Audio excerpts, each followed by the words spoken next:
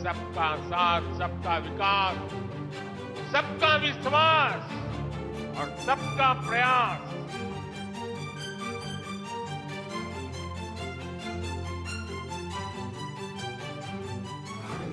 मोदी युग में बदलता भारत, आत्मनिर्भरता की नई इबारत। साथियों, हमारा संकल्प है कि जीप से लेकर शीप तक हर चीज में भारत आत्मनिर्भर हो। साल 2025 में फैसले दमदार, आत्मनिर्भर भारत की तस्वीर। मेरी माताओं बहनों, आपका साथ ये हमारी प्राथमिकता है। हमारी सरकार स्वच्छ ऊर्जा के अभियान को एक जन आंदोलन बनाकर काम कर रही है। मोदी का नया भारत। साल 2025 की विदाई और नए साल के स्वागत के बीच भारत एक ऐसे मोड़ पर खड़ा है जहां पीछे मुड़कर देखने पर सिर्फ बीते महीने नहीं दिखते, बल्कि एक ऐतिहासिक यात्रा दिखती है।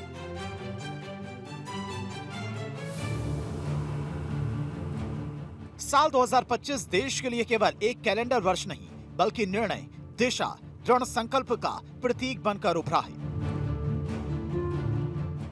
प्रधानमंत्री नरेंद्र मोदी के नेतृत्व में ये वो भारत है जब वादों से नहीं, नतीजों से पहचाना जाता है। प्रधानमंत्री नरेंद्र मोदी के नेतृत्व में ये साल उस भारत की तस्वीर पेश कर रहा है जो अब नीतियों पर नहीं, नतीजों पर विश्वास करता है। आत्मनिर्भरता हो या वैश्विक मंच पर भारत की भूमिका, हर मोर्चे पर 2025 ने भारत को एक नई ऊंचाई दी है। आज आपसे बात करते हुए मैं विकसित भारत की एक भव्य तस्वीर भी देख रहा हूं। विकसित भारत में हम क्या देखना चाहते हैं, कैसा भारत देखना चाहते हैं। विकसित भारत यानी जो आर्थिक, सामरिक, सामाजिक और सांस्कृतिक रूप से सशक्त होगा, जहां इकोनॉमी भी बुलंद होगी और इकोलॉजी भी समृद्ध होगी। आत्मनिर्भर भारत के सपनों के साकार होने से सशक्त भारत तक, ये वो भारत है जो सोचता नहीं, संकल्प करता है, रुकता नहीं, आगे बढ़ता है और नेतृत्व करता है। जब देश का नेतृत्व प्रधान सेवक नरेंद्र मोदी जैसे नायक के हाथ में हो, तो फिर देश तरक्की की इबारत लिखता है, दुनिया में एक नई पहचान बनाता है। कुछ समय पहले मैंने लाल किले से कहा था कि आज के भारत को आने वाले 1000 साल की नींव को मजबूत करना है। एक हिसाब से देखें तो 1000 साल की सहस्त्राब्दी में पहले 25 साल बीत गए हैं। हम आज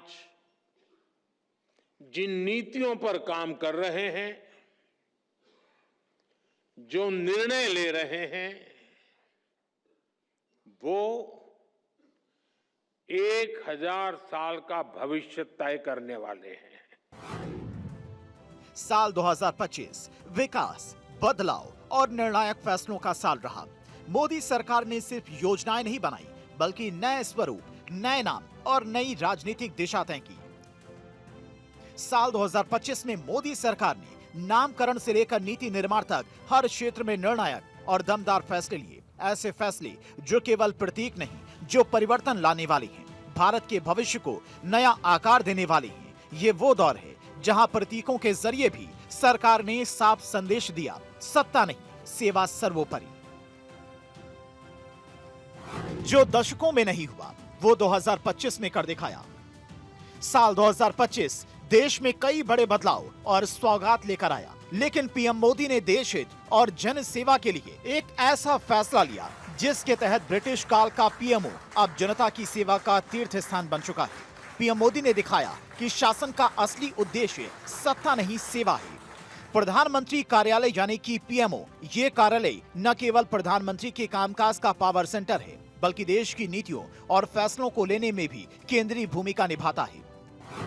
ब्रिटिश काल का पीएमओ अब सेवा तीर्थ के नाम से जाना जाएगा। सरकार का संदेश साफ है, ये केवल प्रशासनिक केंद्र नहीं बल्कि सेवा का तीर्थ स्थान बनेगा। सेवा ही सर्वोच्च धर्म है। प्रधानमंत्री मोदी के इस निर्णय का संदेश साफ है। सरकार केवल प्रशासन नहीं करेगी बल्कि जनता की सेवा का केंद्र बनेगी। ये बदलाव मोदी सरकार के जन कल्याण और पारदर्शिता के संकल्प को दर्शाता है। मोदी सरकार का ये कदम ये दिखाता है कि देश का सर्वोच्च प्रशासनिक कार्यालय अब सत्ता का केंद्र नहीं बल्कि सेवा का तीर्थ स्थान है, जो हमेशा जनता की भलाई और समर्पण के लिए हो। साल 2005 में मोदी सरकार ने शासन व्यवस्था में एक ऐतिहासिक बदलाव किया। देश के सभी राजभवनों का नाम बदलकर लोक भवन कर दिया गया। ये सिर्फ एक नाम परिवर्तन नहीं बल्कि प्रशासनिक संस्कृति और लोकतंत्र के प्रति सरकार के दृष्टिकोण का प्रतीक है। पीएमओ के नामकरण को सेवा तीर्थ करने के बाद ये दूसरा बड़ा कदम है, जो ये संदेश देता है कि मोदी सरकार की प्राथमिकता सत्ता का केंद्रीकरण नहीं बल्कि जनता की सेवा है। लोक भवन का नामकरण दर्शाता है कि शासन अब जनता के प्रति पारदर्शी, उत्तरदायी और समर्पित होगा। राजभवन लंबे समय से प्रशासनिक और औपचारिक गतिविधियों का केंद्र रहा है, लेकिन मोदी सरकार ने इसे एक जन सेवा स्थल में बदलने का संदेश दिया है। लोक भवन का नया स्वरूप ये संकेत देता है कि जनता के हित में हर निर्णय, हर नीति और हर कार्यक्रम आयोजित किया जाएगा। साल 2025 श्रम कानूनों में बड़ा सुधार। देश के रोजगार और औद्योगिक ढांचे में अभी तक का सबसे बड़ा बदलाव भी साल 2025 में देखने को मिला। नौकरी पेशा हो या फिर चाहे प्राइवेट सेक्टर में काम करने वाले लोग या फिर फैक्ट्री वर्क, भारत के नए लेबर कानून दशकों में सबसे बड़े सुधारों में से एक माने जा रहे हैं। मोदी सरकार ने श्रम सुधारों की दिशा में एक बहुत बड़ा कदम उठाते हुए 21 नवंबर को आजादी के बाद श्रम सुधारों के इतिहास में सबसे अहम कदम उठाया। पुराने 29 श्रम कानूनों को खत्म कर दिया, उनकी जगह 4 नए लेबर कोड लागू किए गए। मजदूरी संहिता, सामाजिक सुरक्षा संहिता, औद्योगिक संबंध संहिता और व्यावसायिक सुरक्षा, स्वास्थ्य और कार्य शर्तें संहिता। इन चारों नए लेबर कानून का सीधा असर देश के 40 करोड़ कामगारों पर पड़ेगा। अभी तक देश में जो श्रम कानून चल रहे थे वो 1930 से 1950 के दशक के बीच बने थे। अब हर कर्मचारी को नियुक्ति पत्र यानी कि अपॉइंटमेंट लेटर देना अनिवार्य होगा। सबसे बड़ी बात यह है कि न्यूनतम वेतन का जो अधिकार है वो हर श्रमिक को मिलेगा, ताकि कोई भी जीवन यापन के संकट से जूझ न पाए। हमारे श्रमिक भाई बहन न्यूनतम सैलरी, रोजगार की सुरक्षा, सामाजिक सुरक्षा और स्वास्थ्य सुरक्षा जैसे विषयों पर और सशक्त होंगे। बदलते वक्त के साथ ये कानून ना तो कंपनियों के लिए मुफीद साबित हो रहे थे, ना ही कर्मचारियों के हितों की पूरी रक्षा कर पा रहे थे।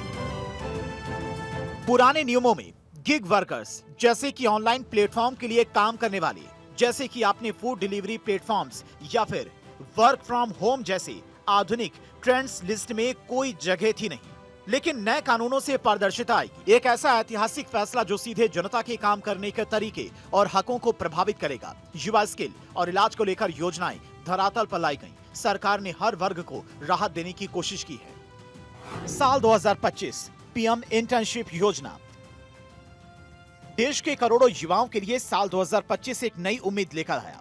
मोदी सरकार ने युवाओं को सीखने, कमाने और आगे बढ़ने का मौका देने के लिए ऐसी योजना को धरातल पर उतारा जो युवाओं का भविष्य गढ़ेगी, जिसका नाम है पीएम इंटर्नशिप योजना, जिसके तहत देश के युवाओं को कंपनियों, उद्योगों और संस्थानों में इंटर्नशिप का मौका दिया जाएगा।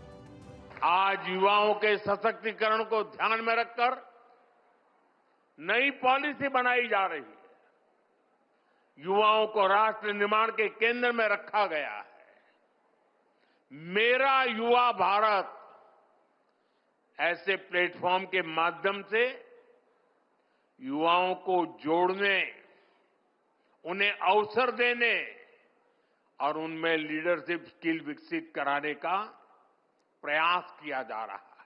आज का युवा ऐसे समय में बड़ा हो रहा है जब अवसर पहले से कहीं ज्यादा है,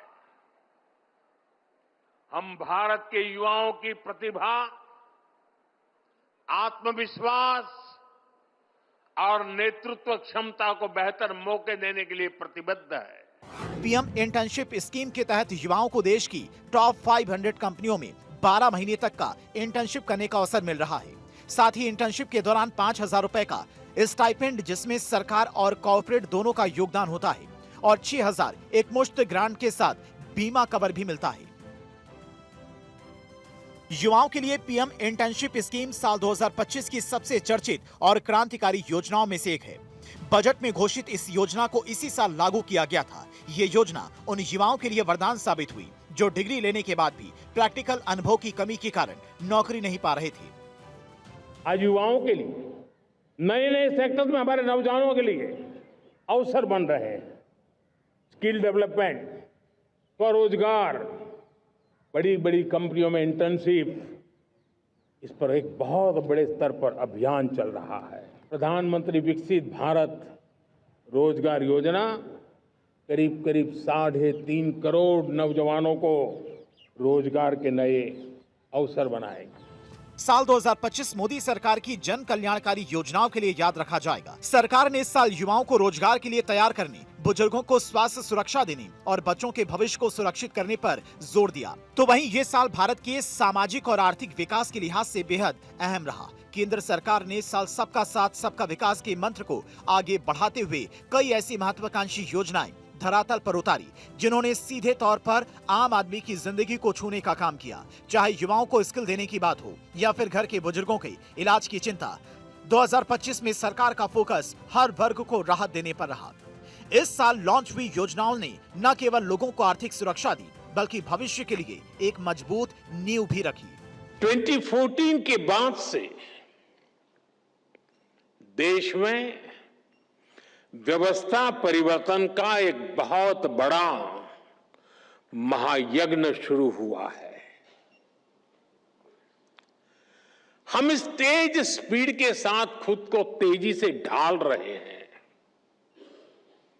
आज भारत की एस्पिरेशनल सोसाइटी, भारत के युवा,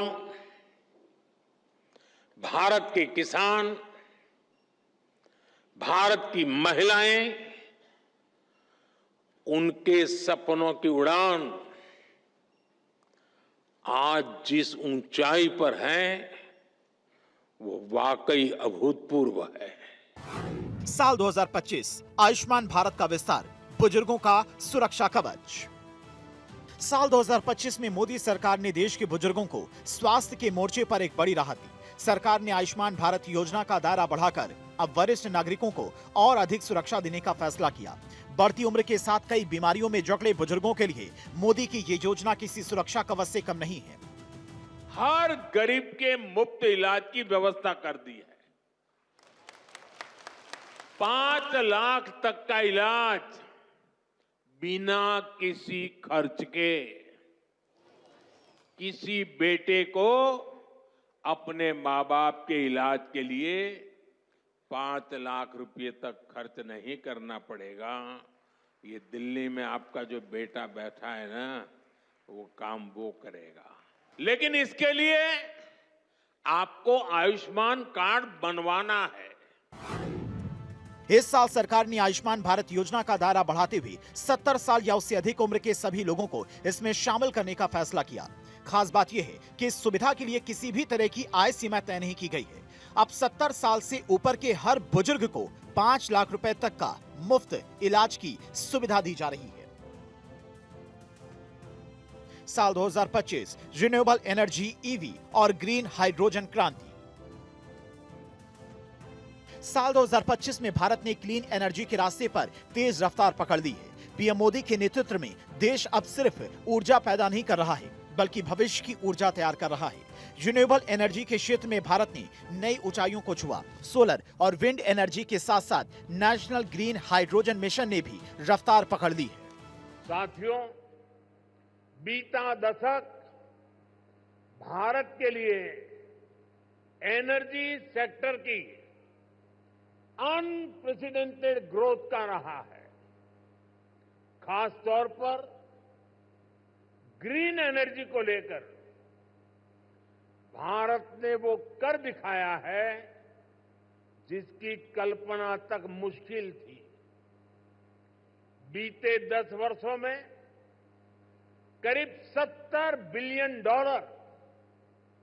यानी 5 ट्रिलियन रुपये से अधिक रिन्यूएबल एनर्जी सेक्टर में ही इन्वेस्ट हुआ है।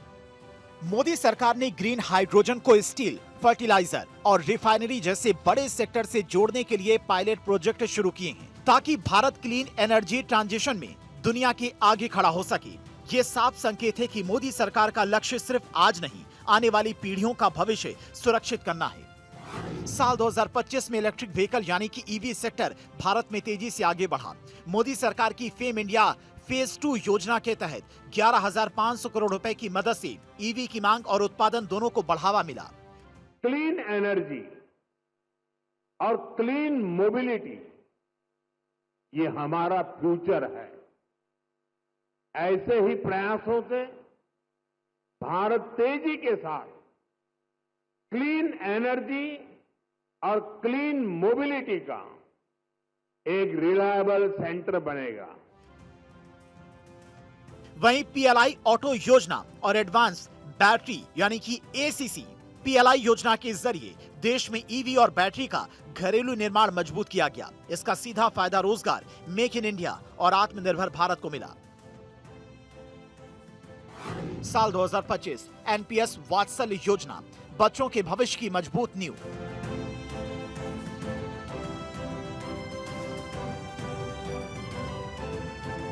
जब बात बच्चों की होती है तो हर माता पिता का एक ही सपना होता है, आज की सुरक्षा और कल का सुरक्षित भविष्य। और इसी भविष्य को और संवारने के लिए पीएम मोदी ने एक नई और दूरदर्शी योजना के जरिए माता पिता की परेशानी को दूर कर दिया। एनपीएस वात्सल्य योजना मोदी सरकार की एक अनोखी पहल है जो बच्चों के भविष्य को सुरक्षित करने का काम करती है। एनपीएस वात्सल्य योजना, बचपन से भविष्य की सुरक्षा। इस योजना के तहत माता पिता अपने नाबालिग बच्चों के नाम पर एनपीएस खाता खोल सकते हैं। जब बच्चा 18 साल का होगा तो यही खाता अपने आप रेगुलर एनपीएस अकाउंट में बदल जाएगा। माता पिता अपनी सुविधा के अनुसार निवेश कर सकते हैं। ये योजना सिर्फ आर्थिक सुरक्षा नहीं देती बल्कि ये माता पिता को एक मानसिक सुकून भी देती है, एक भरोसा कि हमारे बच्चे का भविष्य सुरक्षित हाथों में है। प्रधानमंत्री नरेंद्र मोदी का मानना है कि देश का भविष्य तभी मजबूत होगा जब देश के बच्चों का भविष्य सुरक्षित होगा। एनपीएस वात्सल्य योजना उसी दूरदर्शी सोच का नतीजा है। Bureau report, Bharat 24।